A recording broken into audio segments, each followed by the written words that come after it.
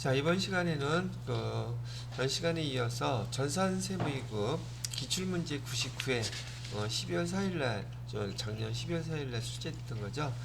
이론은 풀어드렸으니까 이번에는 실기에 대한 거 같이 한번 보도록 하겠습니다. 이렇게 해놓고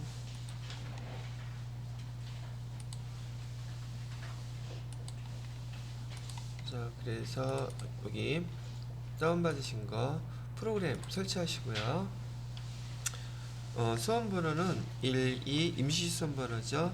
1, 5개 하고 끝에 2 이름은 여러분 이름 쓰시면 되겠고요. 그 다음에 설치 누르시고요. 그 다음에 문제 유형은 A형. 그 다음에 감독관 번호는요 8098이에요 8098 문래전자.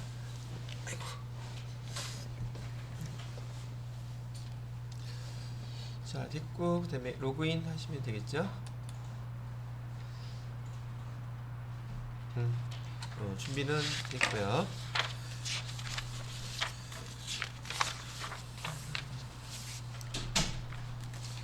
자, 그 다음에 문제도 같이 보시겠습니다. 자, 21년 12월 4일날 시행된 전산세무 2급 99회 문제고요. 쭉 내려가셔서 물레전자부터 뭐하는 업체인가 봤더니 제조 및 도소 매업을 하는 그 다음에 부동산 임대업도 같이 하고 있다 그랬죠. 중소기업으로 단기는 이렇다. 지금 부동산 임대업을 한다는 것은 여기 부동산 임대업과 관련된 문제가 좀 출제되었다는 얘기를 뜻하는 거기도 해요. 자, 1번부터 한번 보도록 하죠. 다음 거래 이거 일반 문제부터 일반 전표 입력 문제가 세무 2급에서는 얘가 기본적으로 앞에 있는 그 기초 정보 입력 같은 건 저기 회계 1급까지만 나오고 세무 2급에서는 바로 1번 문제가 일반 전표 입력 문제랍니다. 자, 그러면 여기 3월 28일부터 보게 되면 주주총회에서 현금 배당 500만원과 현금 배당액의 10%인 50만원 이익준비금을 설정을 결정했다. 이거는 우리 지금 미처분 잉여금 계산서 미처분 잉여금 처분한 거죠. 그러면 이제 처분했을 때 제가 설명해 드렸던 것은 지금 현금 배당이면 차변으로 우선 빼줘야 되는 금액이 있다 그랬었죠. 원래 그 잉여금 처분 계산서에서는 미처분 잉여금 이걸 빼주는데 회계 처리할 때는 얘를 2월 2이 잉여금으로 회계 처리해 주세요 그랬었잖아요. 코드 번호는 375번이고요. 그리고 500만원 하고서는 현금 배당이 이익준비금이라고 했으니까 법정준비금이죠 이거. 그래서 법정 적립금이라고 하는 거 2개 빼주게 되면 이익잉여금은 현금 배당액 500만원과 그 다음에 이익준비금 50만원 그래서 550만원이 지금 처분이 된 거죠. 그 다음에 대변에다가는 지금 현재 여기 결정했을 때는 돈을 지급하지 못한 상태겠죠.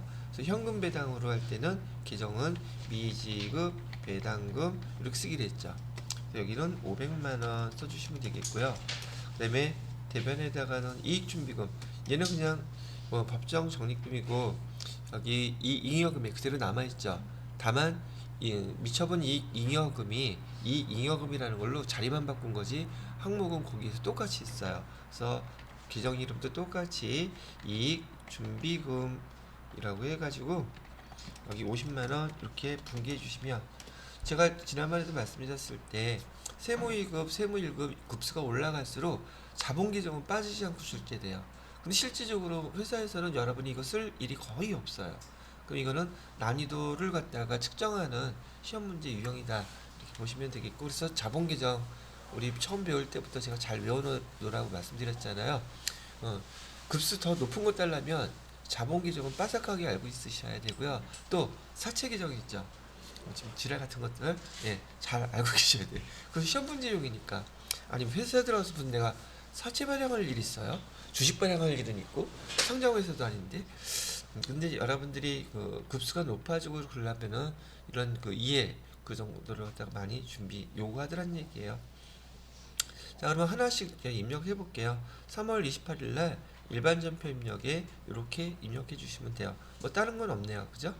그래서 3월 28일 날로 가셔가지고 일반 전표 입력에다가 3월 28일 차변에 2월 잉여금 550만원, 그다음에 대변에다가는 이게 261번이든가 코드 번호가 미지급 배당금, 잠깐 전화 좀 받을게요. 눌러놓고, 자, 그래서 미지급 배당금은 여기 지금 550만원이 아니라 500만원 해주시면 되고요. 그 다음에 50만원에 대해서는 이익 준비금이라는 계정으로 50만원 이렇게 하면 첫 번째 문제는 마무리가 됐습니다. 자, 두 번째 문제 5월 25일 거래인데요. 미지급금으로 계상된 그 창고 임차료 220만원을 임대인인 제일과 합의해서 임차 보증금과 상기했대요. 그러면 미지급금은 지금 대변에 있었던 거겠죠? 그러면 미지급금을 차변으로 이렇게 처리해 주시면 되겠고요. 실제로 이런 일 가끔 벌어지는데 요즘 많이 벌어질 거예요 아마. 왜냐면 장사는 안 되고 지금 보증금 까먹는다는 게 이런 뜻이거든요. 여기서 미지급금 거래처 저기 제일 써주셔야겠죠. 그 다음에 220만원 이렇게고 대변에다가는 임차 보증금에서 220만원을 상기 처리 한다는 뜻은 이렇게 하는 거예요. 근데 주의하셔야 될 거는 미지급금도 거래처 제일 써주셔야지 되고요. 임차 보증금도 지금 거래처 있죠. 둘 다 거래처 써주셔야 된다는 게 여기서 임차 보증금하고서 이거 안 쓰는 경우도 분명 있을 거란 말이죠. 그거 감점 1점이에요. 그래서 요거 주의하라는 얘기고요. 요것도 똑같이 여기다 같이 입력해 볼게요. 날짜는 5월 25일이고요. 차변에다가 미지급금 써주시고요. 아이고 253 거래처는 제일이라 했어요. 이건 220만원 대변에다가는 임차 보증금 똑같이 1, 2, 3 금액은 220만원 이렇게 하면 두 번째 문제도 마무리가 됐고요. 그 다음에 세 번째 문제는 뭔가 봤더니 6월 15일 거래네요. 거래처인 신화의 파산으로 외상물출금 3,400만원 회수 불가능 확정됐다 그러죠. 근데 장부 조회하라 그러면은 지금 저기 신화에 대해서 3,400만원 처리하려면 대손 충당금이 얼마 있는지 봐야 되잖아요. 대손 충당금을 잔액을 조회할 때 지금 여기 6월달이니까 계정변원장을 조회하셔도 되고, 그 다음에 저는 주로 근데 여기 재무상태표 많이 이용한다 그랬죠. 여기 6월달로 해서 계정을 보니까 대손 충당금 900만원 있죠. 그죠? 그래서 900만원만 처리하면 되겠구나 라고 판단하시면 여기 3,400만원 중에서 차변에다가 대손 충당금 900만원 있는 거 확인하셨죠? 얘부터 먼저 없애주고, 그 다음에 자, 그래서 3,400만원에서 900만원을 빼게 되면 2,500만원 남죠? 2,500만원 더 이상 없으니까 여기다가 차변에다가 대손 충당금 100만원 대손 상각비 2,500만원 그 다음에 대변에다가는 외상 매출금 3,400만원 그 다음에 거래처 빼먹지 마셔야겠죠. 지난번에 그 시험 보셨던 분 중에서 그 1점 때문에 떨어지신 분이 있는데 그 1점 중에 하나가 또 이게 있어. 거래처를 갖다 빼먹는데 이제 여러분이 그 이번 주 일요일날 시험 보러 가시잖아요. 시험 볼 때 보면은 다들 정줄 놓고 하고 한단 말이죠. 내가 뭘 어떻게 입력했는지조차도 기억이 잘 안 나. 물론 대부분은 나는데 중요하게 이제 점수가 왔다 갔다 하잖아요. 그렇기 때문에 속 끓이는 거야. 아, 이걸 내가 넣었나? 제대로 했나? 안 했나? 그러니까 당락 여부를 자기가 가치점해 봤을 때 점수가 확실하게 높지 않으면은 그다음부터는 발표 날까지 그냥 조마조마한 거예요. 그래서 최소한 여러분이 입력하시면서 거래처는 빼먹지 않도록 모르면 무조건 입력하고, 자, 이렇게 해주시면 되겠습니다. 그러면 저도 여기 날짜는 6월 15일 날짜에다가 차변에다가는 대손 충당금 900만원 찾아섰고요. 그다음에 대손 삼각비로 해서 여기 2,500만원, 그다음에 대변에다가는 외상 매출금, 거래처가 어디였었냐면 신화라 그랬죠. 신화에서 이렇게 정리해 주시면 일반 전표입니다. 지금 여기 나오는 문제들이 세무이익 기준으로 해서 난이도가 그렇게 높지는 않죠. 근데 일반 전표라고 해서 세무이익이라고 해서 어려운 문제만 나오는 게 아니에요. 일반적이고 보편적인 문제가 훨씬 많이 나와요. 그것만 실수하지 않고 제대로 잘 입력하시면 70점 정도 나오지 않겠어요? 그죠? 우리가 지금 100점을 목표로 하는 게 아니잖아요. 그죠? 그래서 실수하지 않도록, 특히나 쉬운 것들은, 또 일반적인 것들은, 어려운 거는 뭐 나만 어려운 건 아니니까 하긴 뭐 남하고 비교할 필요도 없죠. 난 무조건 70점만 넘으면 되는 거니까. 자, 그 다음에 11일 거래를 보시게 되면 태양산업으로부터 구매한 상품을 제조부서, 지금 여기 제가 지난번에도 우리 이런 거 읽을 때마다 상품인지 제품인지 이런 거 잘 보라 그랬었죠. 분명히 상품이라고 나왔어요. 상품을 제조부서의 소모품으로 모두 사용했대요. 그러면 해당 상품의 구매가는 90만원, 판매가는 120만원인데 비용으로 처리하라 그러죠. 제가 회계 처리할 때는 판매가가 아니라 원가로 처리하라 그랬잖아요. 그럼 이 소모품으로 사용했다고 했으니 소모품을 비용으로 처리하래요. 그럼 계정은 소모품 B가 되겠죠. 그래서 차변에다가 소모품 B 쓰시면 되겠고요. 그다음에 금액은 90만원. 대변에다가는 여기 지금 상품을 뺀 거죠.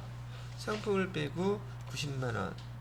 이렇게 쓰는 건 좋겠는데 상품은 재고자산이에요. 재고자산이니까 적용란에다가 얘가 매출원가로 지금 계정이 쓰이지 않은 이상은 이게 타계정 대체 꼭 써주셔야 된다고 했었죠. 그래서 여기 계정 대체 8번을 적용란에다가 꼭 써주시면 돼요. 이것도 뭐 이렇게 난이도가 높은 문제는 아니죠. 자, 재무회계치고 이 정도면 땡큐 해야 되는 거죠. 근데 오히려 앞에 이론 문제가 좀 어렵죠. 그러니까 거기서는 두세 개 그걸로 한다면 돼요. 자, 그래서 날짜는 11월 11일로 해주시면 되겠고요. 그 다음에 차변에다가는, 근데 여기 소모품비가 거기 그 제조부서라 그랬잖아요. 그럼 500번이겠죠. 그래서 F2 눌러서 소모품비 이것은 500번대로 선택해야 되겠죠. 이것도 주의하셔야겠네요. 금액은 90만원. 그 다음에 대변에다가는 상품 이 146번이었나? 90만원. 그 다음에 적용란에다가 8번 타계정 대체 90만원까지 이렇게 했으면은 되겠네요. 자, 그 다음에 5번 문제 볼까요?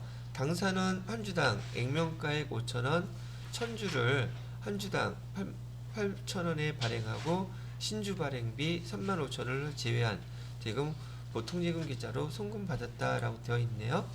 자, 그러면 지금 주식 여기 어디 갔어? 주식 발행이란 말이 나왔어요. 그죠? 주식을 발행하면 제가 증자라고 생각하라고 말씀을 드렸었죠. 그러면 대변의 자본금은 무조건 증가하죠. 근데 자본금을 기록할 때에는 주식수 곱하기 액면가액으로만 기록하기로 했어요. 그렇죠? 자, 그리고 지금 얘를 갖다가 보통예금 계좌로 돈 받았다고 했는데 지금 액면가액 5,000원짜리를 8,000원에 발행했으니 3,000원이 더 들어왔겠죠. 그 3,000원은 주식 발행 초과금이란 말이에요. 그죠? 그럼 3,000원에 1,000주라고 하면 저기 뭐죠? 300만 원이 더 들어왔겠죠? 자, 그러면 우선 저기 뭐죠? 신주 발행비는 일단 빼고요. 주식만 계산 먼저 하세요. 그다음에 차변에다가는 보통 예금으로 들어온 금액은 8,000원에 발행했으니까 800만 원이 이렇게 들어와야 되는 거고요. 대변에다가는 자본금에서 액면가에 곱하기 1,000주니까 자본금은 무조건 500만 원이 이렇게 증가하겠죠. 그다음에 나머지 금액은 뭐라고 붙여요? 주식 발행 초과금 이렇게 하면 되죠. 그래서 300만 원 이렇게 쓰면 되는데 여기서 주의해야 될 게 하나 있다고 했었어요.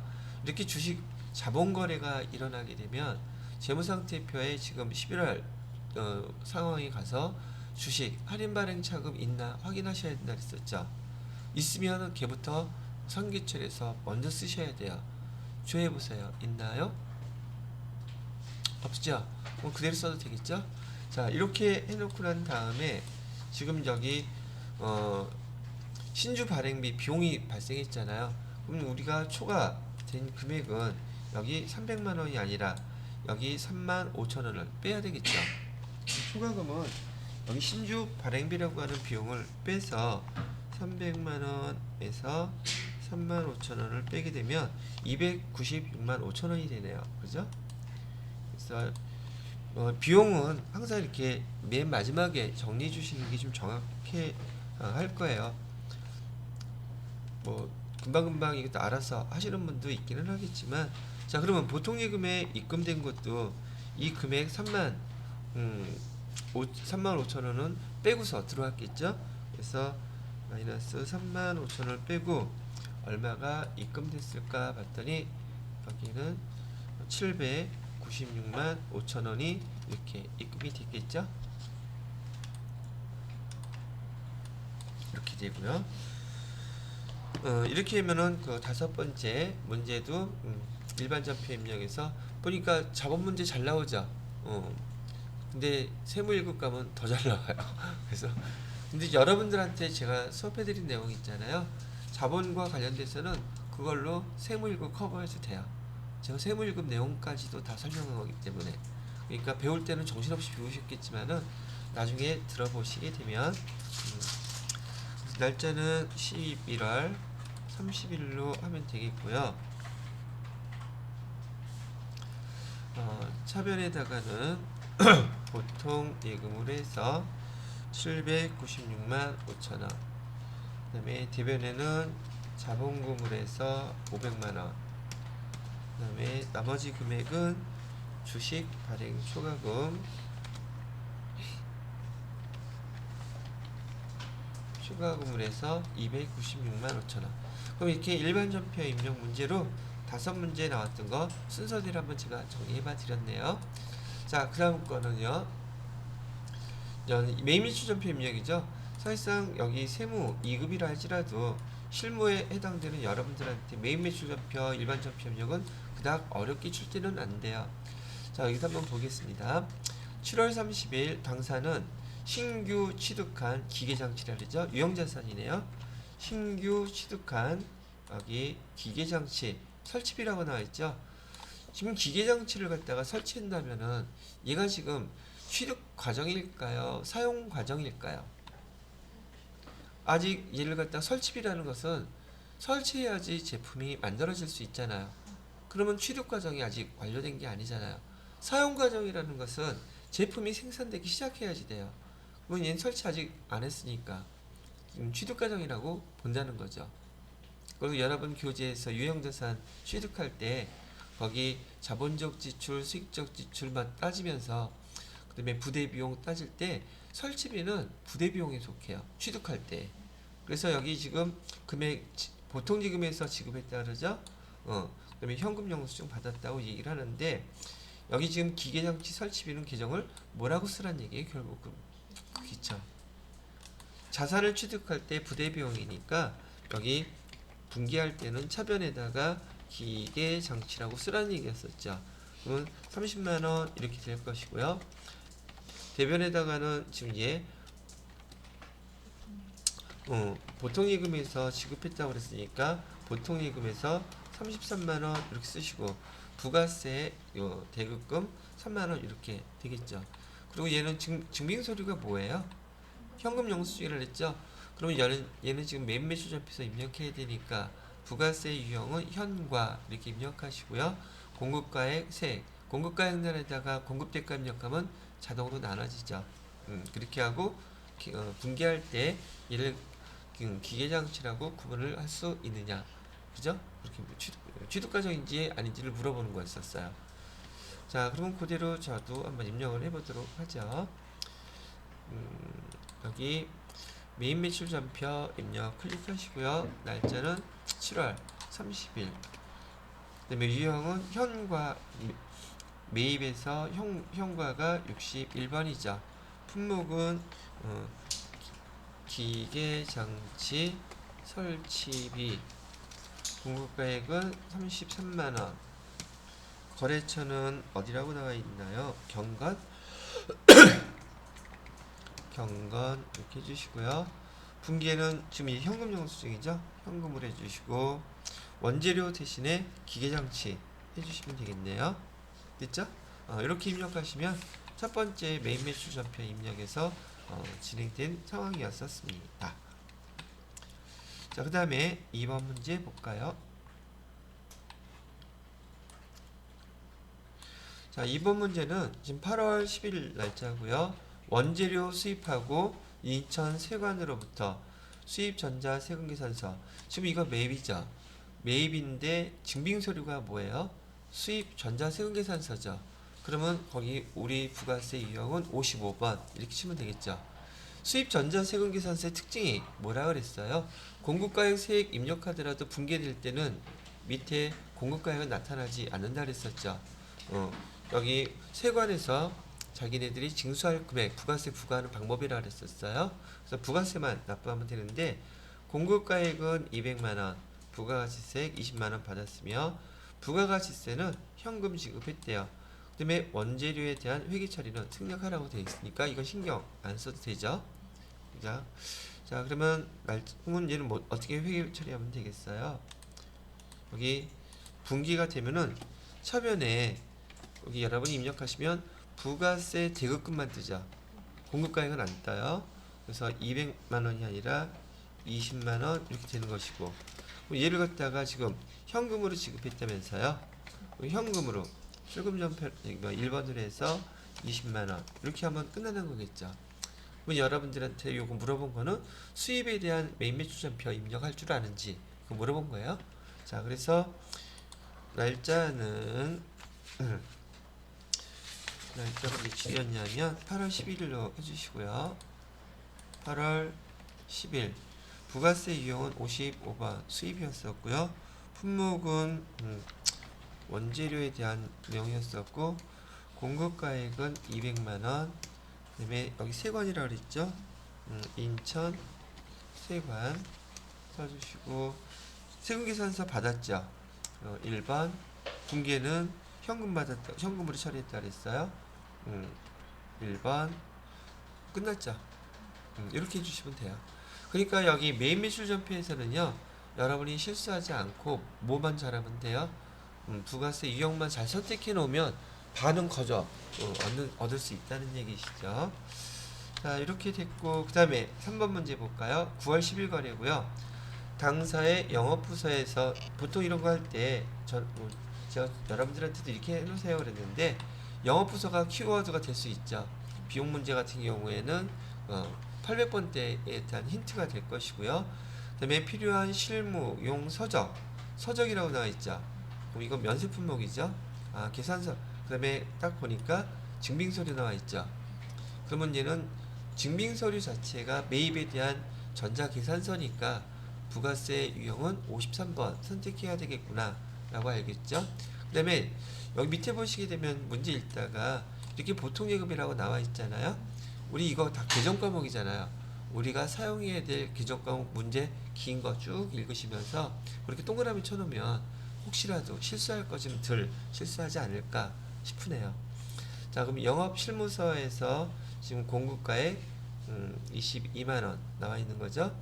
자, 그러면 얘는 책 샀으니까 회계 처리할 때는 도서 인쇄비 쓰면 되겠네요. 500번, 800번, 800번 다 나와 있죠, 힌트가. 자, 9월 10일 거 그대로 입력해 볼게요. 날짜는 9월 10일로 해서 부가세용은 증빙서류가 전자계산서였으니까 53번. 그다음에 거기 그냥 뭐라고 쓸까? 영업실무서, 영업실무서 쓰고요. 그다음에 수량 다 써줘야지 있으니까 단가 11만원. 그다음에 거래처명은 책방.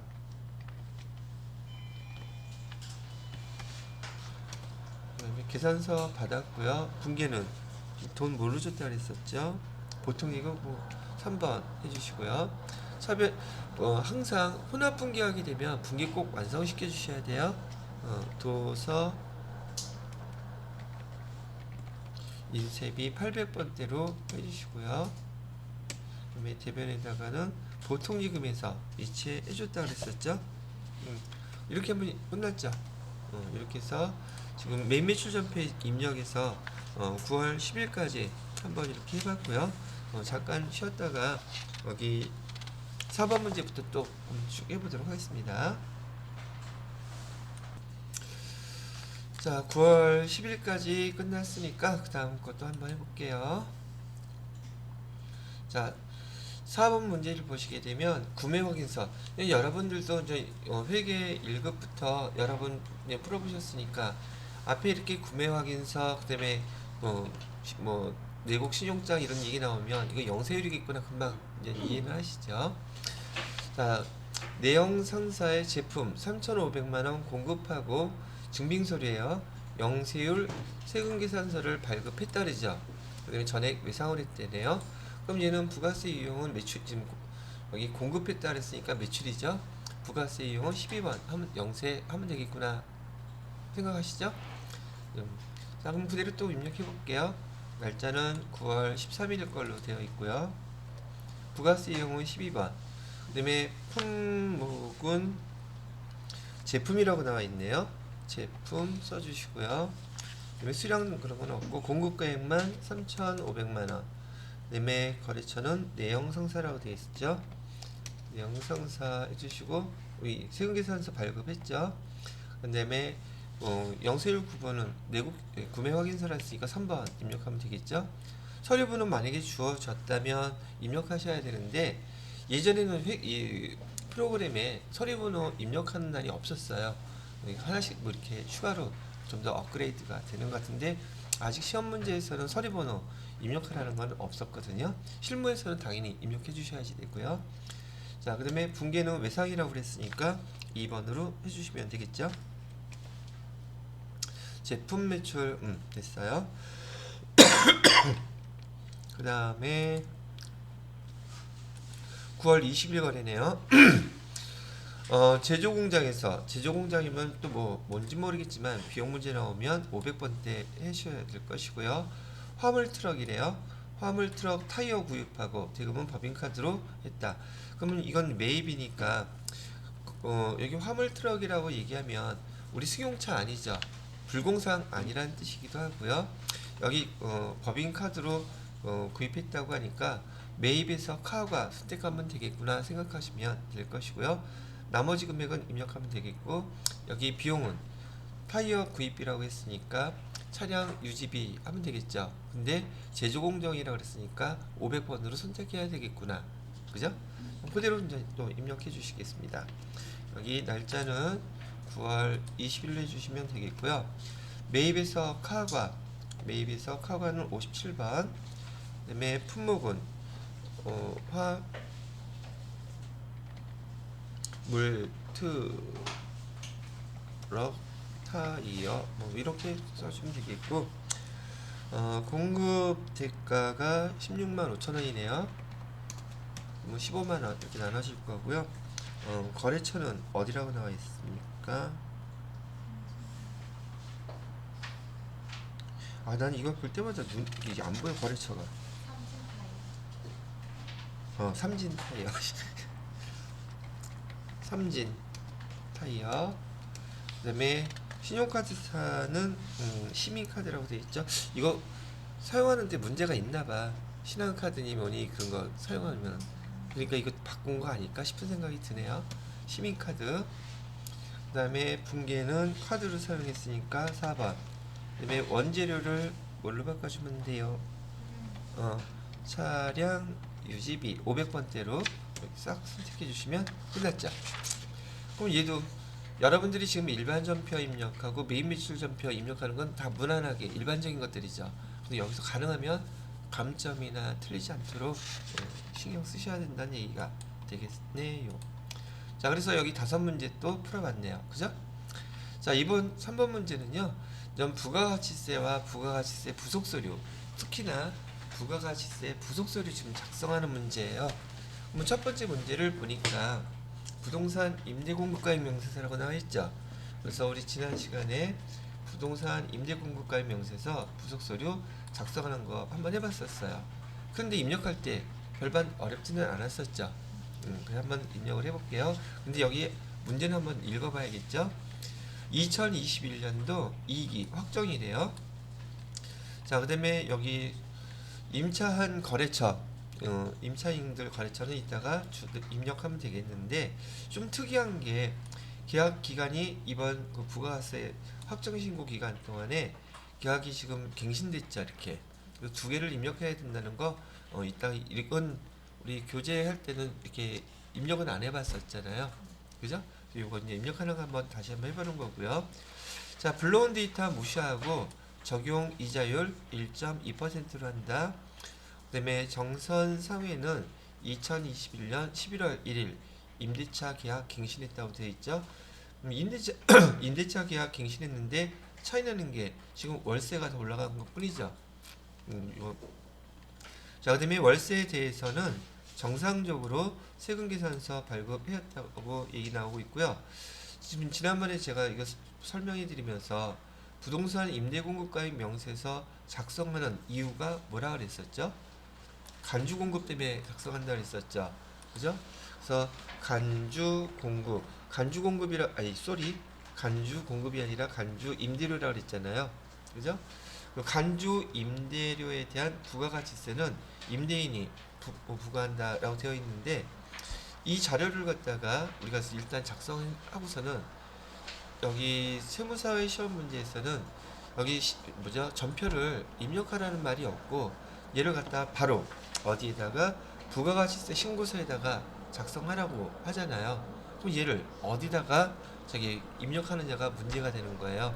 근데 여기 간주자 들어간 거, 간주공급이나 간주임대료는 증빙서류가 없단 말이에요. 그래서 부가가치세 신고서에 그 증빙서류가 없는 14번 거기 기타라는 애 있잖아요. 거기다 입력해야 된다는 걸 알고 계시면 된다는 거죠. 됐죠? 자, 그러면 주어진 대로 자료 한번 먼저 입력을 해보도록 하겠습니다. 그래서 메인 매출 전표 입력은 일단 끝내고요. 여기 부가가치세 클릭하셔서 부동산 임대공급가액 명세서 클릭하시면 되겠고요. 날짜는 여기 2기 확정이라고 했었죠. 그래서 2기 확정이면 10월부터 12월까지 될 것이고요. 거래처 코드는 지금 거기 혼맥 잔치라고 되어 있죠. 여기다가 혼맥 하면 나올려나? 나왔네요. 그 다음에 동수, 동은 안 나와 있죠. 그럼 지금 넘어가시고요. 층은 지상 1층이라고 되어 있네요. 지상 1층 그대로 써주시고요. 호스는 102로. 자, 그 다음에 면적은 330, 용도는 점포라고 되어 있고요. 점포. 그 다음에 임대 기간은 2020년 7월 1일부터 2022년 6월 30일까지. 보증금은 4천만 원이고요. 월세는 250만 원. 됐죠? 첫 번째 자료는 다 입력했어요. 두 번째 거요. 정선상회 선택해 주시고, 얘는 지상 2층이네요. 지상 2층 201호 면적은 똑같이 330 용도는 사무실 계약 갱신일은 2019년 11월 0일부터 21년 10월 31일. 자, 여기 입력하실 때요. 지금 첫 번째 임대기간 되어 있죠. 이 첫 번째 임대기간에 대해서 그냥 2천만 원. 그다음에 월세는 180만 원. 이렇게 입력해 주시면 돼요. 여기는 지금 한 달만 걸쳐 있죠. 그런 다음에 그 밑에다가 갱신했던 날짜요. 2021년 11월 1일부터 갱신일 같아야 된다네요. 그러면 2021년 11월 0일 계약 갱신일 미치. 계약 갱신일 날짜에 저 날짜를 써야 하지 않아요? 계약 갱신일에 여기 갱신일을 써주라고요? 안 쓰니까 안 되네. 2021년 11월 0일 날 갱신을 해서 그죠? 이렇게 해주면 되지 못 가실까. 그다음에 2023년 10월 31일까지 보증금은 똑같이 2천만 원에 대해서 월세는 200만 원 늦죠. 자, 지금 여기서 문제가 되는 것은 자료는 우리가 해봤던 것처럼 여기 지금 자료는 다 입력이 들어갔단 말이에요. 근데 지금 중요한 것은 여기 세무사회에서는 간주임대료 계산 금액은 간주임대료 여기도 나와 있죠.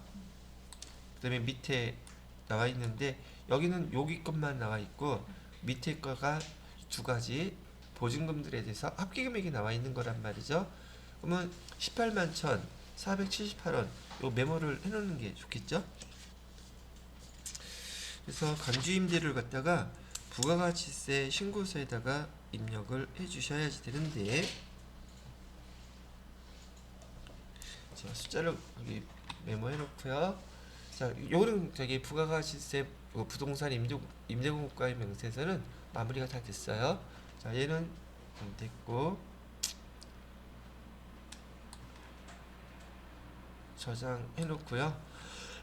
부가가치세 신고서에 가셔가지고서 여기 확정이라고 그랬으니까 10월부터 12월 31일까지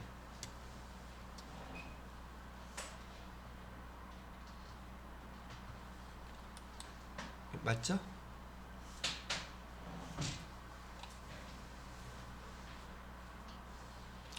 여기 4번에 보시게 되면 제가 아까 기타에다 넣어줘야 된다 그랬었죠. 여기 정규 영수증 외 증빙서가 없다는 뜻이에요. 여기다가 아까 얘기했던 18만 1,478원 이렇게 입력해 주시면 된다는 얘기예요. 그래서 여기는 부동산 임대공급가액 명세서라고 하는 부속서를 작성하고 부가가치세 신고서에 어디에 반영되는지 이렇게 보라는 얘기였었고, 만약에 저기 우리 TAT 2급 시험에서는요 전표 입력하라고 나와요. 그럼 얘는 메인 매출 전표 입력하셔가지고서 거기서 부가세 유형 14번 건별 입력하셔갖고 공급가액 세 입력하시면 돼요. 그리고 중요한 거는 밑에 회계 처리할 때 공급가액은 지워버리고 여기 부가세 예수금에 대한 걸 차변에 세금과 공가라고 써주시고, 지금 여기 임대인 이거 저기 돈 내기로 했다 그랬었잖아요. 뭐 전표를 입력해 주시라 그러면 그렇게 입력해 주시면 돼요. 자, 이렇게 해서 부동산 임대 공급가입에서 부속서류 첫 번째 거 한번 이제를 해봤고요. 그 다음에 2번 문제를 볼게요. 자, 이 부속서류에서 제가 지난번에 말씀드렸던 것처럼 이 부가가치세 신고서 있잖아요. 이 부가가치세 신고서 문제가 이런 형태로 나와요. 물론 제가 지난번에 부속서류 설명해 드리면서 기출문제 한번 문제 풀어보세요 그랬었잖아요. 자, 자료가 이렇게 주어지고 이 주어진 자료를 갖다가 하나하나 체크하면서 그 부가가치세 신고서에다가 여러분이 입력을 해주시는 거예요. 자, 한번 같이 연습해 보도록 하겠습니다. 문제부터 읽을게요. 지금 다음 자료를 이용해서 2021년 1기 확정이라고 되어 있네요. 부가가치세 신고서 작성하라고 되어 있죠. 부가가치세 신고서 작성하라고 되어 있고, 단 부가가치세 신고서 이외의 부속서류 및 과세표준 입력 승력한다 그랬죠. 여기 과세표준 명세 입력 승력한다는 것은 지금 면세 품목 나오는 것들 있잖아요. 과세표준에다가 굳이 입력하지 않아도 돼요 라고 얘기를 하는 거예요.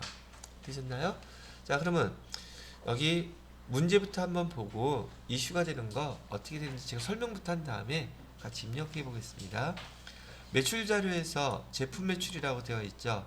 그러면 그 부가가치세 신고서 맨 위 과세표준에다가 공급가액하고 세 그냥 입력만 하면 돼요. 5천만원, 500만원. 어떻게 해요? 이렇게 해요. 부가가치세 신고서 클릭하셔서요. 1기 확정이라고 그랬으니까 4월부터 6월까지 입력해 주시고요. 지금 여기 세금계산서 발급분 있죠? 여기에다가 이렇게 세금계산서 발급했다 그랬잖아요. 여기 5천만원 입력하시면 500만원 듣죠? 이 주어진 문제, 이 부가가치세 신고서에 순서대로 쭉 하나씩 체크하면서 입력하세요. 첫 번째 거 됐죠? 자, 그러면 두 번째 거 보겠습니다. 두 번째 거는 신용카드로 결제한 상품이라고 되어 있죠. 근데 옆에 세금계산서 미발급이라고 되어 있는데 신용카드로 결제했으니 굳이 세금계산서 발급할 필요 없잖아요. 그럼 얘는 부가가치세 신고서에서 여기 신용카드 현금 영수증이라고 되어 있는 데 있잖아요. 여기에다가 신용카드 1,700만원 그 다음에 부가세 170만원 이렇게 그냥 반영해 주시면 두 번째 거 끝난 거예요. 되셨나요? 그 다음에 세 번째 보시게 되면 재화의칙 수출 이거 수출했다면서요. 수출한 거 3천만원이라고 얘기한다면 부가가치세 신고서에서 영세에 보면 영세율 신고 세금계산서 발급한 게 아니라 직수출했으면 여기 6번에 거기 직수출 입력하기로 했었잖아요. 여기다가 3천만원 이렇게 입력하시면 돼요. 자, 그런 다음에 네 번째 보시게 되면 대손 확정됐대죠. 매출채권. 그리고 오른쪽 비고란에 보니까 대손세 공제 요건 충족했다고 알려주고 그 충족 요건이 소멸시효 완성이라고 알려주고 있죠. 원래 문제를 낸다면 아까 이 부동산 임대 공고가격 명세서가 아니라 얘도 시험 문제 나올 수는 있어요.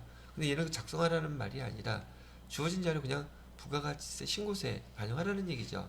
그럼 얘는 이만큼 10만 원을 갖다가 공제할 수 있다는 뜻이잖아요. 그러면 요 금액은 여기 대손세 가감이라는 데서 얘 공제해 준다고 했으니까 여기 마이너스 10만 원 이렇게 입력하면 매출 자료는 입력이 다 끝난 거예요. 아, 부가가치세 신고서 작성하라는 얘기가 이렇게 자료 주고 여기다 이렇게 입력하라는 얘기구나 라고 이해하시면 되겠죠. 자, 그럼 매출 자료는 다 끝났죠. 네, 매입 자료 하는 거 보세요. 원재료 매입은 전자세금계산서 받았다고 하니 그냥 매입 세금계산서 일반 금액에다가 4천만원 그대로 입력해 주시면 돼요. 어떻게 해요? 이렇게 여기 세금계산서 수취분에 일반 매입 있죠? 여기다가 그냥 이렇게 4천만원 입력하시라고요. 근데 얘는 세액이 자동으로 계산 안 돼요. 그래서 여기다가 400만원 이렇게 해주시면 돼요. 됐죠? 자, 그 다음에 주어진 자료 보니까 이번에는 원재료 매입했다 그러는데 전자 계산서를 수취를 했대요. 그리고 뭐라고 나와 있냐면 의제 매입세 공제 대상이라고 돼 있죠. 그죠? 의제 매입세 공제 대상이라고 얘기를 하게 되면은 여기 부가가치세 신고서에서 지금 여기 화면에 보시게 되면 그 밖에 공제 매입세액이라고 나와 있는 거 여기 보시나요?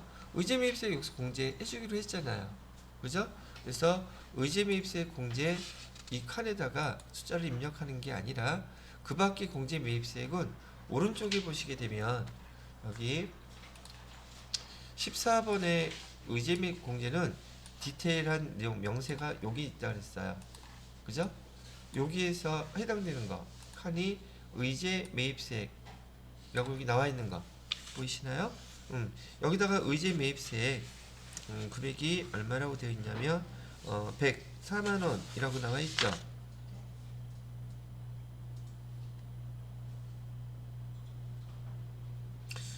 근데 이거 계산을 하는 거야?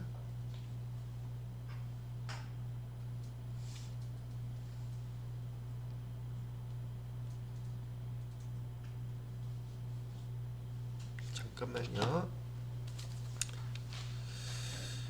104만 원 곱하기 이렇게 나오구나. 자, 여기다 입력해 주는데 일단 여기 금액 주어진 금액은 얼마가 됐었냐면 104만 원 이렇게 나와 있죠. 근데 의제 매입세 공제를 한다면 얘가 지금 의제 매입세 사갖고 온 건데 세액 얼마를 공제받는지 알아야 될 거 아니겠어요? 그죠? 근데 몰라요? 난 아는데 여기 공제율이 104분의 4라고 알려줬죠. 그래서 104만원 곱하기 104분의 4 하면 금액이 4만원이 딱 계산돼요. 그래서 그 칸에다가 여기 4만원 이렇게 입력해 주면 되는 거예요. 자, 다시 거기 문제에서 의제 매입세 공제 세율을 가르쳐 줬죠. 여기 104만원 곱하기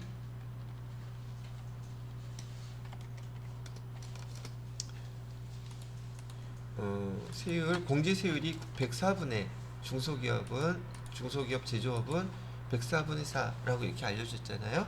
그럼 세액 계산하는 건 이렇게 계산하시면 4만원 이렇게 입력해 주시면 된다는 얘기예요. 되셨죠? 자, 요것도 끝났고 그다음에 법인카드로 구입한 소모품 매입이라고 되어 있네요. 얘도 법인카드로 구입했으니까 세금계산서는 받을 필요 없죠. 그럼 여기 법인카드로 매입한 소모품 50만원하고 5만원 입력해달라는 얘기잖아요. 그럼 여기 매입했을 때 그게 신용카드로 구입했어도 여기 보시게 되면 14번에 매입 항목 있죠. 고정자산 아니라 얘 소모품이라고 그랬잖아요. 소모품이라고 그랬으면 여기다가 얼마? 5만원, 50만원 이렇게 쓰고 5만원 이렇게 입력하면 되겠죠? 자, 요것도 마무리 됐고요. 그 다음에 밑에 보시게 되면 재무팀 업무 승용차를 구입했는데 5인승 1500cc면 얘 불공사항이죠. 근데 전자세금계산서 수취했다 그랬죠. 요거 지난번에 제가 불공사항 세금계산서 받았다고 하면 여기 세금계산서하고 똑같은 거란 말이죠. 그래서 여기 1700만원에 대해서 부가가치세 신고서에 보시게 되면 지금 여기 어디죠? 4천만원 세금계산서 받은 거 들어가 있죠. 근데 얘도 지금 불공이긴 하지만 4천만원 아니 1700만원 세금계산서는 받았잖아요. 그죠? 그런데 얘 세금계산서 받은 게 지금 승용차면 고정자산이죠. 여기다가 1700만원을 이렇게 입력해 주셔야 돼요. 170만원 이렇게. 그럼 세금계산서는 일단 받은 거잖아요. 그런데 얘 불공사항이죠. 그래서 불공사항인 여기 공제받지 못할 매입세 여기를 클릭하시게 되면 공제받지 못할 매입세 여기에다가 똑같은 금액을 1700만원 170만원 이렇게 입력해 주시면 된다는 얘기예요. 여기도 입력해 주셔야 되고 여기도 입력해 주셔야 돼요. 근데 여기는 지금 세금계산서 받은 게 고정자산 매입에 대한 걸 받았기 때문에 나누어서 이렇게 입력했죠. 근데 만약에 일반 매입이었다면은 불공사항인데 여기 일반 매입에다가 포함시켜서 계산기 눌러서 합쳐갖고 여기다 입력하는 거예요. 그리고 불공 여기서 빼주는 거예요. 한번 해보면 아니 그렇구나라고 이제 이해되실 거겠죠.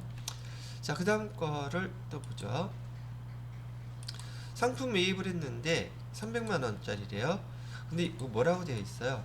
예정신고 누락분이라고 되어 있죠. 근데 여기 공급 시기에 정상적으로 수취는 했대요.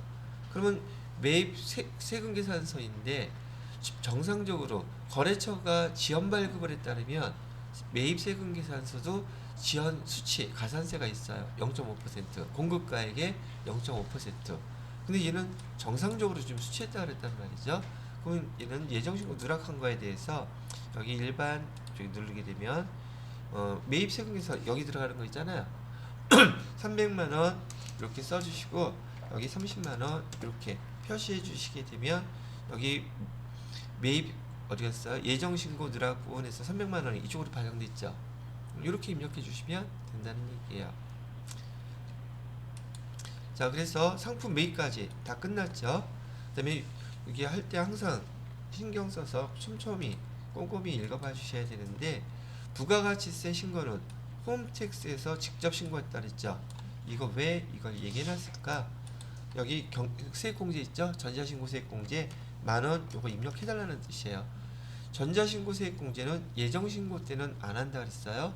근데 확정신고 때만 해준다 그랬었죠. 그래서 확정신고 때 1년에 2번, 그죠?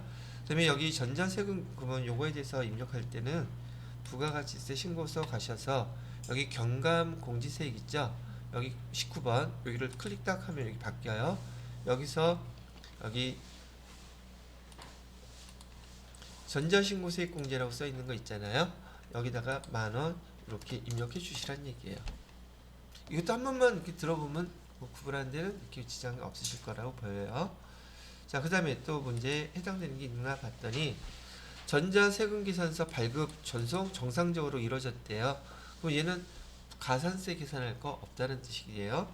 그 다음에 세 번째는 이 문제 하나요. 의제매입세 공제율 104분의 4은 아까 했죠. 그 다음에 세부담 최소화해서 계산을 해주세요. 다 끝났죠. 지금 제가 여기 부가가치세 신고서에 반영한 순서 있잖아요. 저는 지금 위에 거 꺼리낌 없이 하나씩 다 정리를 끝내고선 넘어갔죠. 그렇게 해야지 또 돌아가서 찾고 이렇게 안 해도 되잖아요. 근데 봐요. 이거 몇 점짜리예요? 6점짜리죠. 물론 얘는 저기 부분 점수 인정돼요. 그래서 정 모르겠으면 정확히 아는 것부터 잘 입력을 한다. 그렇게 생각하시면 되겠어요. 이거 당황할 필요 없다는 얘기예요. 순서대로 차근차근 요거 하나씩 따져가면서, 근데 이거 시험 문제가 부가세 부속소리가 어느 순간부터는 부가세 신고서 자체 작성을 하는 게 주로 그래야지 전체 이걸 다 안다는 뜻이잖아요. 그래서 얘가 주로 나오거든요. 그래서 기출문제 오늘 내일 해서 계속 연습해서 풀어보시면 좋겠어요. 자, 그래서 부가가치세 부속소리에 관련된 문제 여기까지도 마무리가 됐고요. 자, 그 다음에 4번 문제를 보시게 되면 결산자료 입력 문제가 나오네요. 결산자료 입력에서 보니까 단기 중 취득하여 기말 현재 보유 중인 단기매매증권에 내역 단기매매증권 나왔네요. 그러면 얘는 주식수는 5,000주이고 취득가액은 2,000원, 그 다음에 지금 공정가치 500원, 한 주당 500원이 지금 더 증가한 거죠. 그죠? 이거는 회계 1급에서도 충분히 나오는 문제였었잖아요. 500원 곱하기 5,000주 하게 되면 단기매매증권의 평가이익이 지금 250만원이 나오겠구나 라고 알게 되실 거고요. 그래서 12월 31일 날짜로 일반 전표 입력에 가셔서 차변에 단기매매증권 250만원 이렇게 입력해 주시면 되겠고요. 대변에다가는 단기매매증권 여기 평가이익이 되겠죠. 평가이익 해서 250만원 이렇게 입력해 주시면 되겠네요. 그죠? 자, 그래서 여기 운전 나가고요. 일반 전표 다시 입력으로 가셔서 날짜는 12월 31일자로 차변에다가 단기 매매증권 250만원, 대변에다가는 단기 매매증권 평가이익 해서 250만원 이렇게 입력해 주시면 첫 번째 거는 됐네요.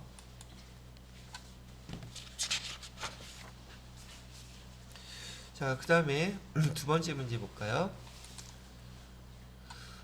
사무실 화재보험 계약하고 1년치 보험료 150만원을 전액 지급해왔으며 이를 성급비용, 보통 이렇게 세무이급 되면은요 지금 보편적으로 그 자산처리법으로 시험 문제가 잘 나오는 편이에요. 왜냐하면 회계 1급까지 비용처리법으로 많이 했었잖아요. 그럼 얘는 처음에 여기 8월 1일날 8월 1일날 보험에 가입할 때 차변에 이를 성급 비용으로 처리했다는 뜻이잖아요. 성급 비용으로 150만 원 이렇게 처리해 놨었다는 뜻이고, 대변에다가는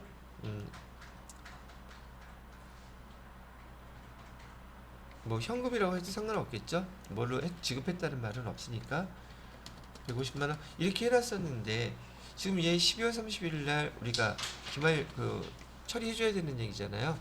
자, 그러면 보세요.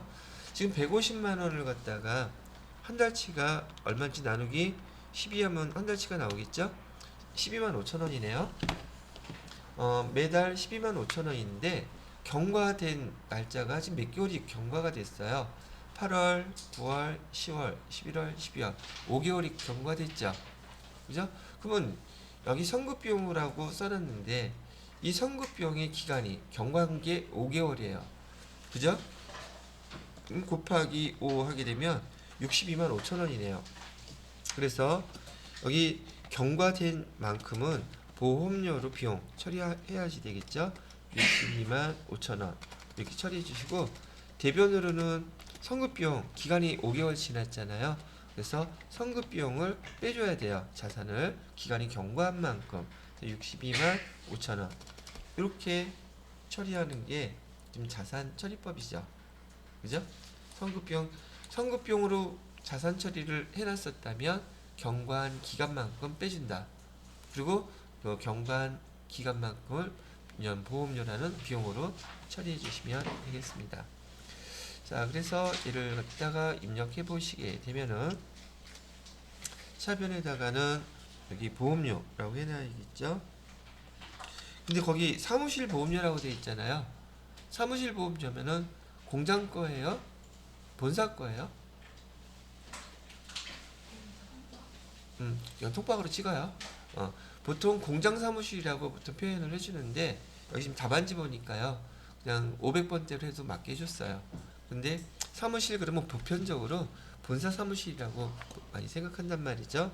그래서 여기 차변에다가는 보험료 800번대로 해주시고요. 62만 5천 원. 대변에다가는 선급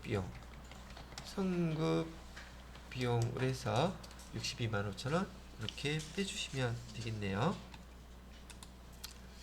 자, 그 다음에 마지막 문제예요. 단기 중 현금 시제가 부족하다 그랬죠. 현금 가부족으로 처리했던 22만 5천 원 결산일에 확인한 결과 내용은 다음과 같았다. 기중에 인식된 현금 가부족은 적절하게 회계 처리가 되었다고 가정하고 관련 회계 처리 결산일로 하나 점표로 입력하라 그러잖아요. 자, 그러면 한번 예상을 해보세요. 날짜는 언제인지 모르겠지만 기중에 지금 현금이 부족하다 그랬잖아요. 그럼 현금이 부족하면 대변에 쓰기로 했죠.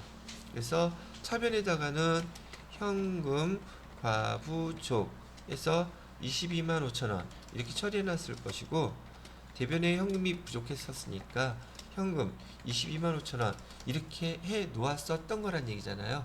근데 이제 지금 밝혀진 게 뭘로 밝혀졌대요? 20만 원은 영업부거래처 과장님 결혼 축하금 접대비죠. 그래서 12월 31일자로요. 차변에다가 접대비는 얘는 지금 영업부니까 800번대 판관비를 해줘야 되죠. 그래서 20만원 이렇게 처리해 주시면 되겠고요. 그 다음에 판매부서 판매부서에서 서류를 갖다가 퀵 서비스 돈 보냈단 말이죠. 퀵 서비스는 판매부서의 서류니까 뭐라고 해주면 되겠어요? 이거 운반비를 해주셔야 돼요. 판매부서라고 했으니까. 그래서 운반비 얘도 판관비로 이렇게 해서 2만 5천 원 처리해 주시고, 지금 현금가 부족 계정은 임시 계정으로서 결산 때는 남아 있으면 안 되는 계정이라 했죠. 그래서 앞에 현금가 부족으로 되어 있었던 계정 현금 과부족 해서 22만 5천 원 이렇게 다 빼주시면 되는 거예요. 되셨나요? 근데 솔직히 이거 쓰면 안 된다 그랬죠? 이거 쓰면 안 돼요. 메모해놓고서 어떻게든 처리하셔야 돼요. 자, 그래서 여기 차변에다가는 접대비 500번대, 800번대, 판관비니까 800번대 20만원 해주시고요. 그 다음에 나머지는 운반비도 판매부서니까 800번대로 해서 25,000원. 대변에다가는 현금 과부죠. 그래서 225,000원 이렇게 처리해 주시면 되겠습니다. 자, 마지막 문제인 것 같아요. 아니네. 마지막 문제 아니에요. 서울은행으로부터 차입한 장기차입금 1억원. 지금 21년인데 지금 결산일 현재 1년 이내 상환기일 도래했죠.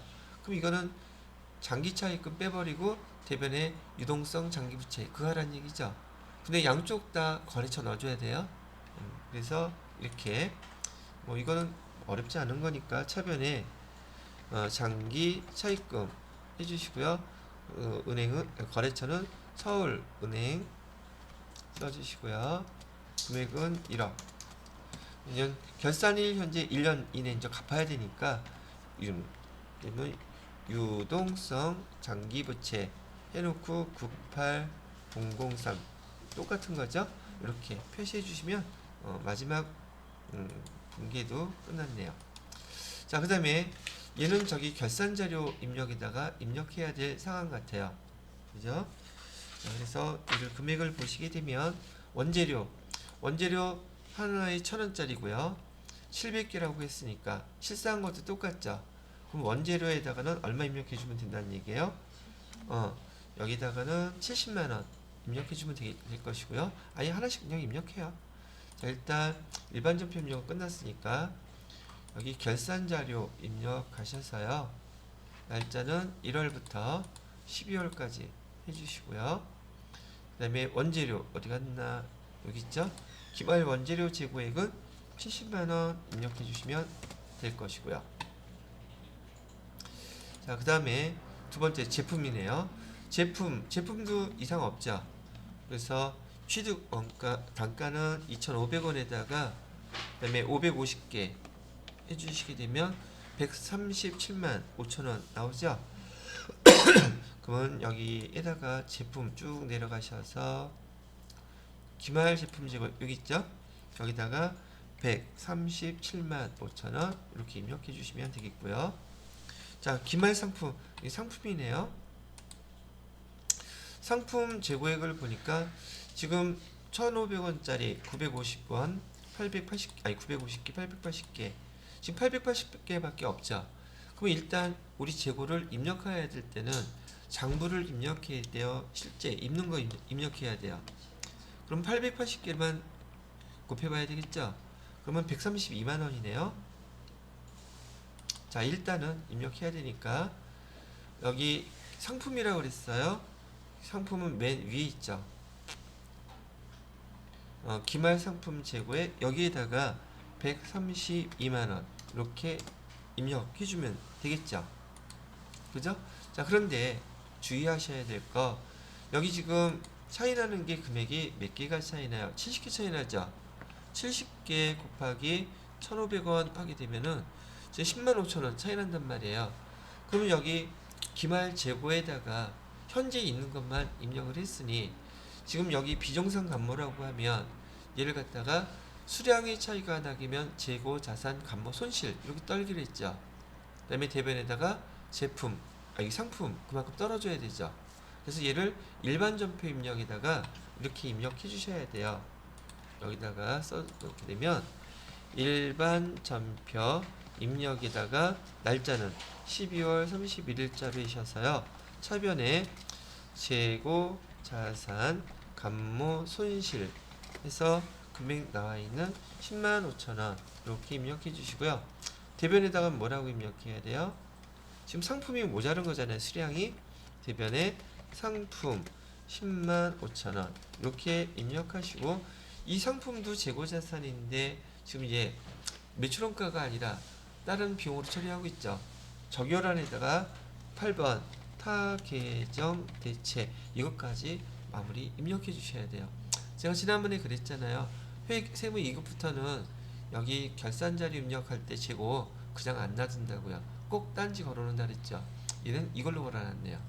자, 그러면 여기 입력 그대로 다 했으니 우리 일반 전표 입력하셔서 전표 회기 처리해 주셔야 되죠. 12월 31일자로 차변에다가 재고자산 감모 손실 써주시고요. 그다음에 금액은 얼마였었냐면 10만 5천원. 그 다음에 대변에다가는 상품 써주셔야 되죠. 상품, 그 다음에 적요란에다가 타기전 대체 10만 5천원 이렇게까지 처리해 놓고 그냥 넘어가면 다 틀려요. 뭐 눌러줘야 돼? 전표 추가 눌러주셔야 되죠. 그러니까 저기 수동분기로 12월 30일날 전표 다 입력이 끝난 다음에 이제 내가 끝났다 싶으면 그때 이거 눌러서 전표 추가 해주셔야 돼요. 근데 선생님 만약에 수기전표 수동 결산하는데 분기를 내가 모르면 어떻게 해요? 그럼 그거 빠지게 되잖아. 뭘 어떻게 해? 그래도 그거 빼고서라도 여기 다 입력이 끝났으면 전표 추가 반드시 눌러주셔야지 돼요. 자, 이렇게 해가지고서 지금 결산 자료 입력, 결산에 대한 문제도 5문제 나오죠. 그러니까 일반 전표 입력 문제 5문제, 메인 매출 전표 입력 5문제, 결산 자료 입력 5문제죠. 자, 이제 마지막 남은 거는 연말정산인데요. 얘는 세무사회에서의 연말정산은 부양가족이나 급여 둘 중에 하나 나오고 연말정산 자료는 반드시 나온다 했죠. 이번 문제를 보니까 급여에 대한 거 나와 있네요. 그죠? 자, 여기 보시게 되면 급여 항목에 대해서 수당공제 등록하라고 되어 있죠. 문제 한번 읽어볼게요. 다음은 연구기관에서 근무하는 김기안씨 4번은 1번이고요. 급여 내역 및 관련 자료래요. 해당 자료를 이용해서 필요한 수당공제 등록하라고 나와 있죠. 그 다음에 12월분 급여 자료 및 원천징수 이행상황 신고서, 얘가 세트맨이라고 했죠.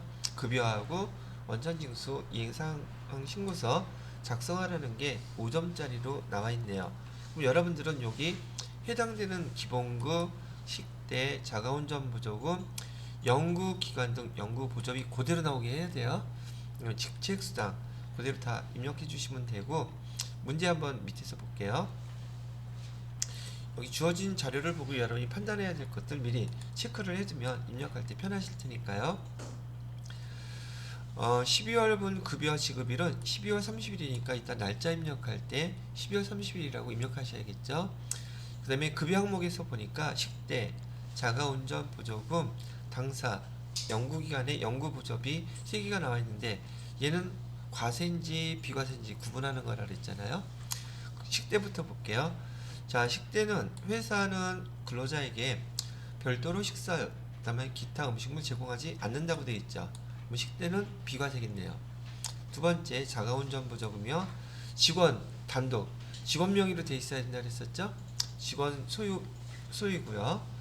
첫 번째 조건은 됐어요. 차량을 업무 수행에 이용했대네요. 그 다음에 시내 교통비도 별도로 지급하지 않고 있다 그러니까 그럼 얘도 비과세네요. 세 번째, 당사는 연구기관 등 연구보조비 등 법적 요건 충족했다고 나오고 있죠. 비과세 요건 충족했다고 하니까 얘도 비과세네요. 그럼 결국 급여 항목에 있는 3가지 등록할 때, 이따 수당 등록하실 때요, 다 비과세로 선택하셔야 된다는 얘기예요. 그 다음에 공제 항목 내역 직접 작성한다. 불러온 데이터 무시하고 여기 주어진 자료 있잖아요. 그대로 따라서 입력하라는 뜻이에요. 그 다음에 수당 공제 등록할 때 수당 등록은 모두 월정액에다 여로 표시하래요.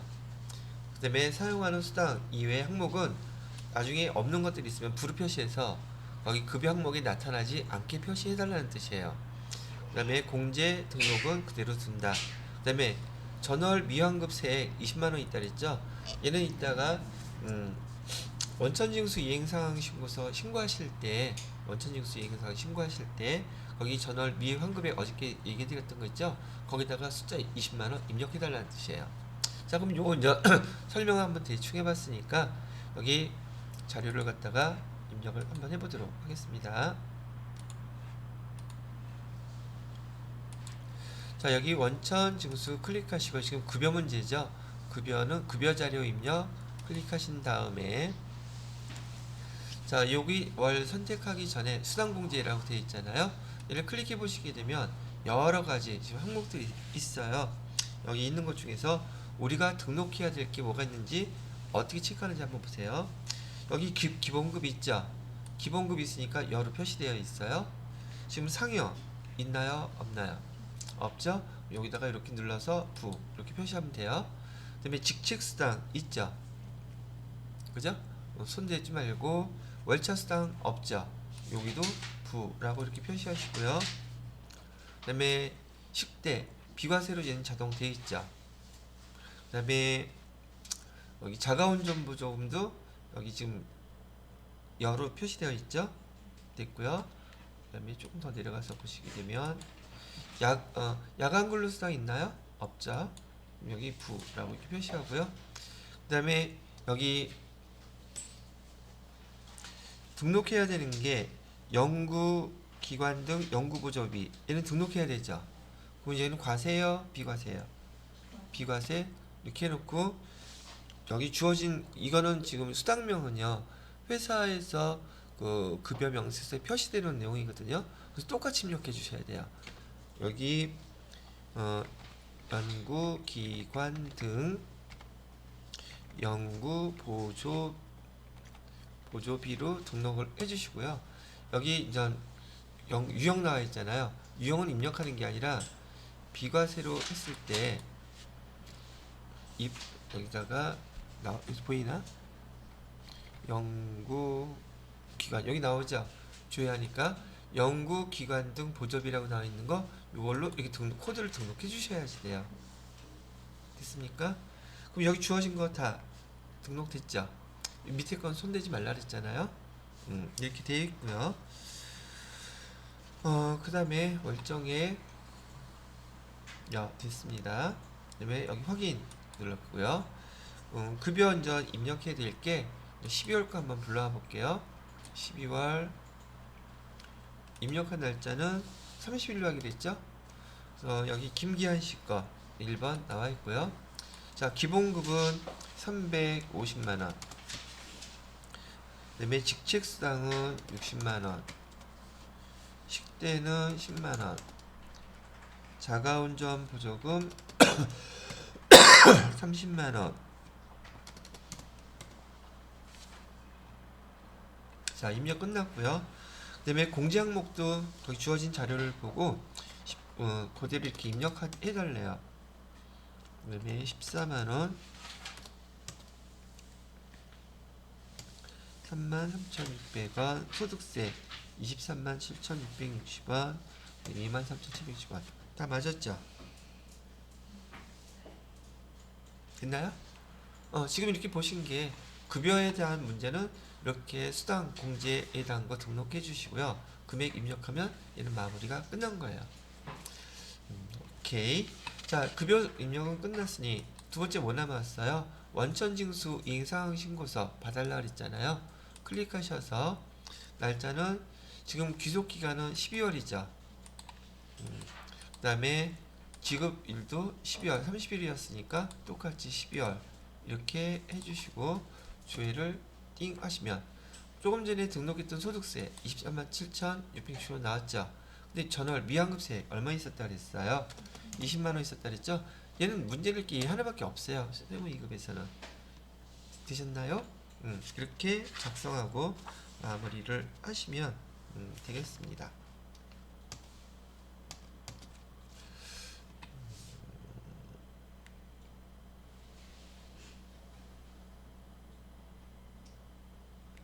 자, 이렇게 마무리를 하고요. 저장. 자, 그 다음에 마지막 파트네요. 2번은 다음은 박대박 사원 번호는 103이고요. 사원의 연말정산 관련 자료라고 되어 있네요. 아래 자료와 유의사항을 토대로 연말정산 추가 자료 입력 메뉴에 부양가족 탭 수정해서 완성하시고요. 월세, 주택임차 탭과 연말정산 탭 입력하세요. 되는데 하나씩 다 입력하면 되겠죠? 그래서 일단 부양가족이 되어 있는 거 여기 박대박 씨 본인부터 해가지고 박하연 씨까지 해당되는 거 한번 이따가 요거 보시면서 우선 기본공제 대상자가 되는지 안 되는지 판단을 하셔야 되잖아요. 그거부터 연말정산 자료를 반영하는 거 저하고 천천히 한 번씩 입력해 보도록 하겠습니다. 자, 잠깐 쉬었다가 계속 할게요. 하고요. 자, 보시면은 우선 생계를 같이 하는 부양가족 중에서 기본공제 대상자가 되는 사람이 누구인가, 한번 안 되는 사람은 누구인가, 뭐 때문에 안 되는지 한번 보도록 할게요. 박대박 씨 이제 본인이고요. 36세, 무주택.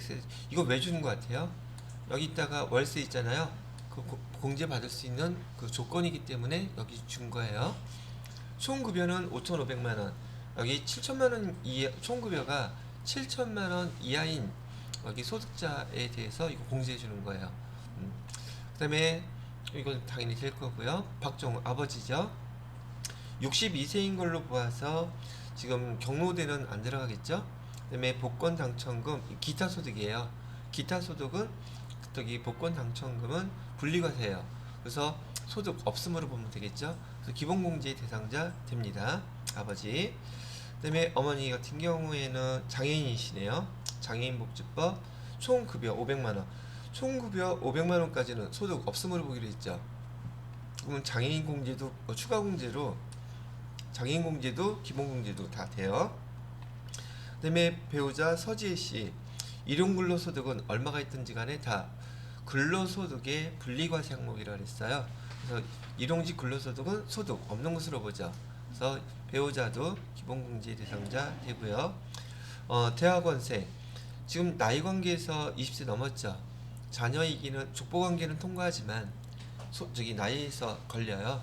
소득은 없지만 그래서 여기 처남인 경우에는 기본공제 대상자가 될 수 없어요. 처남도 되긴 되죠. 배우자하고 동급이니까.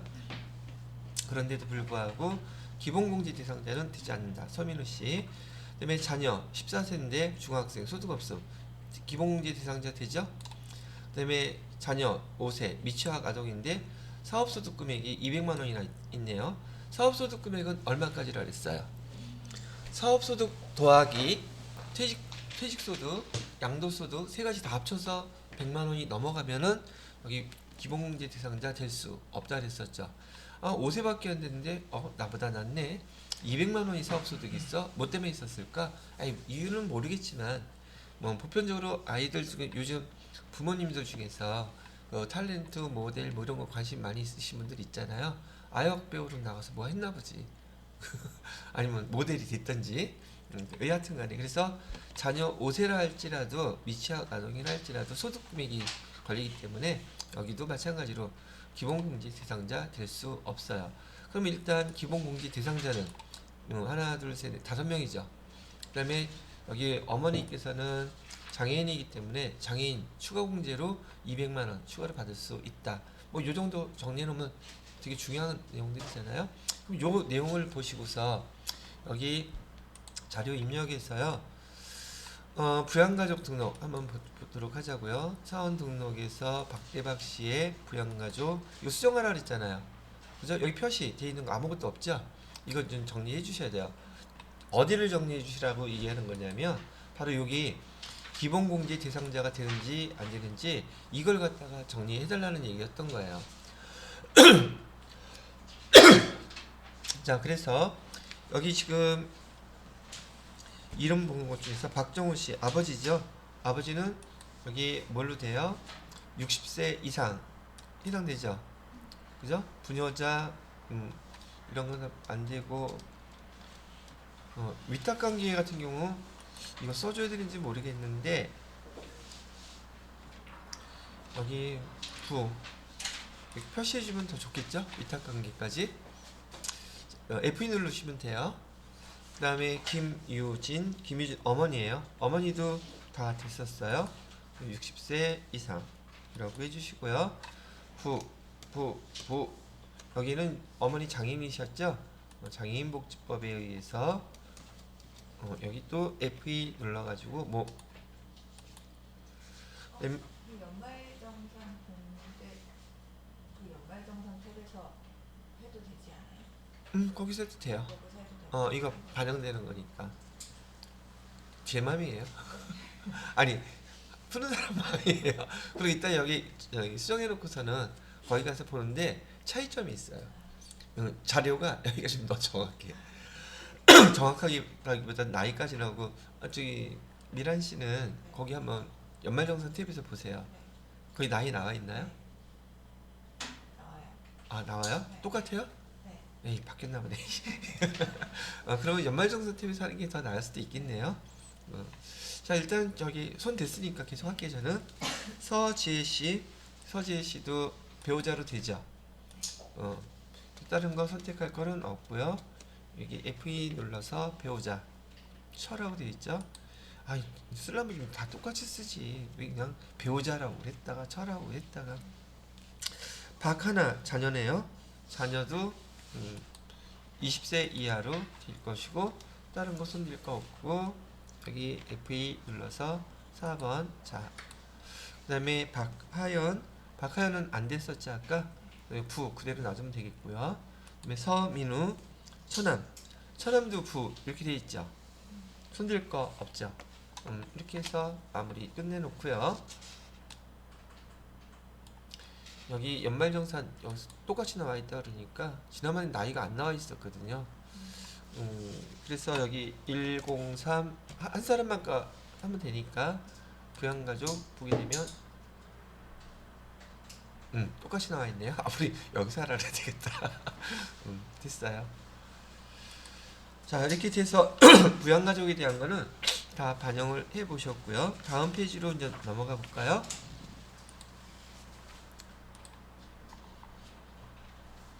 자 여기도 저는 이제 하나하나를 다 끝내버려요. 이렇게 뒤에 돌아오지 않도록. 우선 보험료부터 볼게요. 보험료에서는 아버지 보장성 보험료 80만원, 피보험자 박정우, 계약자가 박대박씨여야 된다고 얘기했었죠. 되네요.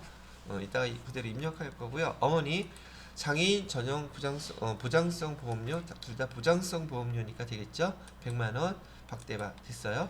그러면 여기 화면에서 보셔가지고서 여기 보험료에 대한 거 있죠.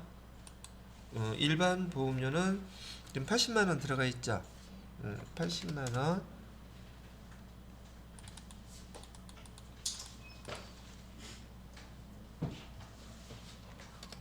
80만원 입력해 주시면 되겠고 그 다음에 어머니 거요. 장애인 보험료 100만원 돼 있죠.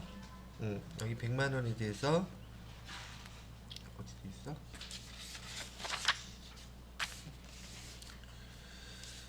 복잡하게 돼 있어요.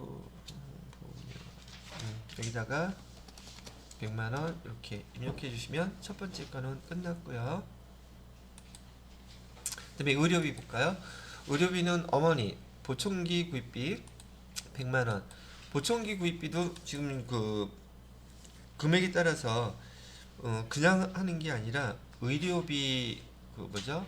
의료비 그 치료 목적이잖아요. 이거 의료비로 다 인정해 줍니다. 100만원. 근데 간병비는 안 해주기로 했죠. 그래서 어머니에 대한 의료비는 들어가면 안 될 것이고요. 그다음에 배우자 질병 치료비 미국 현지 병원에서 치료 외국에서 치료한 거 교육비 빼놓고는 안 된다 그랬어요. 신용카드도 쓴 거 안 되고요. 그다음에 병원 의료비도 외국에서 사용한 것은 공제되지 않습니다. 그래서 입력하면 안 된다는 얘기고요. 그럼 의료비에 대해서는 여기 화면에서 여기 의료비 돼 있죠? 더블 클릭해 가지고 지금 의료비가 누구 거라고 그랬어요? 어머니 거? 어머니는 근데 지금 나이가 65세 미만이죠. 그죠? 근데 장애인이잖아요. 여기 보시면 65세이거나 경로대 그 다음에 장애인이거나 그럼 여기다 입력하라는 뜻이잖아요. 여기다가 100만원 이렇게 입력해 주시면 된 거라는 얘기죠. 다른 거 의료비에서 입력할 거 없죠. 이걸로 끝이에요. 자, 그 다음에 교육비예요. 교육비는 본인 대학원 교육비 다 된다 그랬죠. 그 다음에 처남 대학원 처남 거는 이건 안 되죠. 그 다음에 자녀 박하나 교복 구입비 교복 구입비 70만원 교복 구입 발음이 이렇게 안 나오냐. 교복 구입비는 얼마까지 된다 그랬어요? 50만 원까지 된다 그랬었죠. 그럼 금액 잘라서 50만 원만 딱 입력해 주셔야 돼요. 그다음에 체험학습비는 얼마까지? 30만 원. 물론 거기 보면 이따가 나올 거예요. 그 금액 맞춰서 해주시면 되겠고요. 그다음에 거기 박하연 5세 영어 학원비죠. 근데 여기 아까 소득 있었죠. 그래서 여기 입력하면 안 돼요. 그다음에 어머니 장애인 재활교육위에서 특수교육비 300만 원 들어가 있죠. 이건 별다른 게 없기 때문에 교육비로서 인정을 받게 된다는 얘기죠. 자, 그러면 하나씩 보면서 교육비도 입력을 해보도록 할게요. 교육비 클릭하셔서 여기 거기 처음 본인 대여관 거라 그랬었죠. 본인 거 여기에다가 1,100만 원 입력해 주시면 되겠고요. 천안 거는 안 되고 자녀 여기 지금 교복 구입비 고등학생이었네 아까 얘가 중학생 초중고 여기다 쓰면 되겠네. 초중고에다 넣고서는 교복 구입비 얼마까지? 50만원. 두 번째로는 체험학습비 30만원. 이렇게 해서 확인 누르시면 80만원 딱 반영됐죠? 그다음에 그 자녀 박하연 거는 안 된다 그랬었어요. 박하연 거는 안 된다고 되어 있었고요. 자, 그다음에 장애인 특수교육비 밑에 있죠? 장애인 특수교육비는 어머니 거요. 여기 300만 원 이렇게 입력해 주시면 됐죠.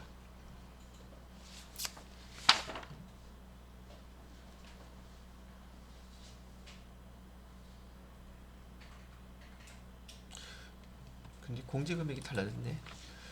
여기 답안지하고 공제 금액이 달라진 거는 프로그램 바뀐 거니까 그런 거 신경 쓰지 않으셔도 돼요. 여러분들한테는 요거 자동 계산되는 거 빼고요. 입력한 것만 정확히 입력하시면 다 맞게 줍니다. 확인 누르시면 교육비 반영이 다 됐어요. 자, 그 다음에 해당되는 게 뭐가 있나 봤더니 기부금. 기부금은 본인 것만 입력해야 되는데 10만원 그 다음에 초과하는 금액 나누어서 입력해 주라 그랬었죠. 그죠? 그래서 본인 거 15만원 얘도 쭉 내리셔서 여기 기부금에다가 10만원 이하분은 10만원까지 그 다음에 초과분은 5만원 이렇게 두 개 입력해 주시면 돼요. 됐죠? 자, 그 다음에 천암 기부금이 서립대학교 연구 교육비라고 나와 있네요. 그죠? 서립대학교에 대한 것은 법정 기부금에 해당돼요. 그래서 법정 기부금에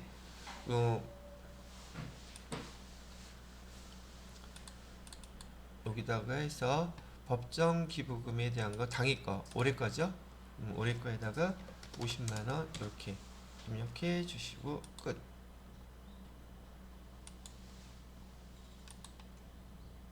됐죠? 자, 그다음에 월세 주택 임차라고 되어 있는데 임대인 그다음에 임차인 근데 이 월세 있잖아요. 월세는 저기 꼭 박대박씨 본인이 납부한 거 아니어도 돼요. 이거는 왜냐면 같이 사는 거잖아. 그래서 여기 임차인은 누구 이름으로 지금 되어 있다는 얘기예요. 서지혜 씨로 지금 되어 있다는 얘기죠. 그래도 공제된다는 얘기예요. 나머지 자료는 근데 월세액은 전액 박대박이 납부했다고 나와 있죠. 그래서 요거에 해당되는 것 자료 그대로 입력해 주시면 돼요. 그래서 여기 이렇게 갖고서는 위에 보시면 월세 주택임차라고 되어 있는 클릭하시고요. 그다음에 월세액 세액공제라고 되어 있죠. 그래서 여기 자료를 주어진 대로 입력을 해야 되는데 임대인 이름은 김창명이라고 되어 있고요. 그다음에 주민등록번호는 760227 1234561. 그다음에 거기 유형은 아파트라고 되어 있네요. F2 눌러서 조회면 아파트. 계약 면적은 84. 주소지는 그대로 써주면 되겠죠. 서울시 구로구 구로동 999. 임차 기간은 2020년 4월 1일부터 2022년 3월 31일까지. 연간 월세, 연간거 집어넣으려 그랬죠. 거기 월세액은 70만 원이라 그랬는데 2021년 총 지급액 얼마라고 나와 있어요? 840만 원이라고 알려주고 있죠. 여러분들은 여기 해당되는 금액으로 그냥 여기 840만 원 입력해 주시면 돼요. 근데 공제 대상 금액이 얼마까지 가능하대요? 750만 원까지 가능합니다. 세액공제 그건 금액 안 나왔죠? 나오거나 말거나. 자, 입력할 거 이렇게 해서 월세액에 대한 거 쭉 다 입력이 끝났고요. 네, 마지막 신용카드. 신용카드 사용액은 2,500만 원. 근데 아래 금액이 포함됐다고 하니 전통시장분에다가 50만 원, 대중교통이용분 30만 원, 회사 경비 사용액. 회사 경비를 사용했으면 내가 공제받으면 안 되죠. 실제로는 많이 벌어지지만. 그래서 회사 경비 사용액은 100만 원 빼주셔야 돼요. 입력하실 때. 됐죠? 그 다음에 거기 항공기에서 판매하는 면세 물품 구입한 금액이 신용카드로 지금 얼마 나와 있대요? 150만 원 나와 있죠. 신용카드 사용액에 대해서는 이거 어디 나와 있냐?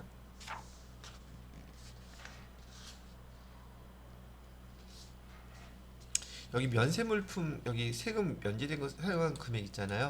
이건 세금을 내지 않았기 때문에 보편적으로 신용카드로 우리가 물건을 사더라도요, 과세 물건들 살 때는 그거 여기서 공제해줘요. 근데 면세 물건을 산 거에 대해서 세금 납부한 게 없기 때문에 얘는 공제해주지 않아요. 그래서 면세 물품, 지난번에 우리 신용카드 사용액 중에서 거기 리스 자동차료 공제 안 하는 거 있었죠?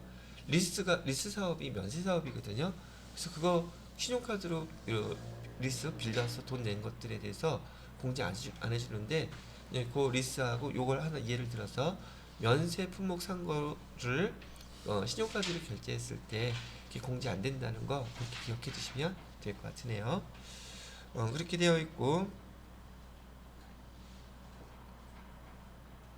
그 다음에 또 뭐가 나와 있느냐면 현금 영수증, 보청기 구입비, 이게 의료비죠. 근데 의료비는 의료비에서도 공제가 가능하고, 그 다음에 어디서도 공제 가능해요? 신용카드 사용액에서도 공제, 중복 공제 가능하다 그랬었죠. 그래서 얘는 중복 공제로 하시면 될 것 같고요. 그 다음에 거기 밑에 보장성 보험료도 카드로 납부했는데, 여기 보험료도 카드로 납부할 수는 있지만 보험료에서 공제해주죠. 근데 보험료는 중복 공제 안 된다 그랬죠. 그래서 얘 해주시면 빼야 돼요, 얘는. 자, 그 다음에 위 신용카드 현금 영수증 사용액은 모두 본인이 지출한 거예요 라고 되어 있고, 유의사항, 부양가족의 소득 세액공제 내용 중 박대박이 공제받을 수 있는 내역은 모두 박대박이 공제받는 것으로. 이게 뭐 시비거리가 됐었나 보죠. 굳이 한 번 더 얘기를 해줬네요. 자, 그러면 2,500만 원 중에서 얘네들 나눠서 입력하고, 신용카드 나머지 금액 있잖아요. 요거하고 요거 250만 원을 빼야 되겠죠. 그죠? 그러면 2,500만 원에서 250만 원을 빼고서 나머지 금액을 신용카드 사용한 걸로 입력해 주시면 돼요, 일단. 자, 그러면 그대로 한번 입력을 해보도록 할게요. 신용카드 사용액, 여기 연말정산 입력해서요, 더블 클릭하셔가지고 우선 거기서 금액 나눠준 것부터 입력을 해보는 거예요.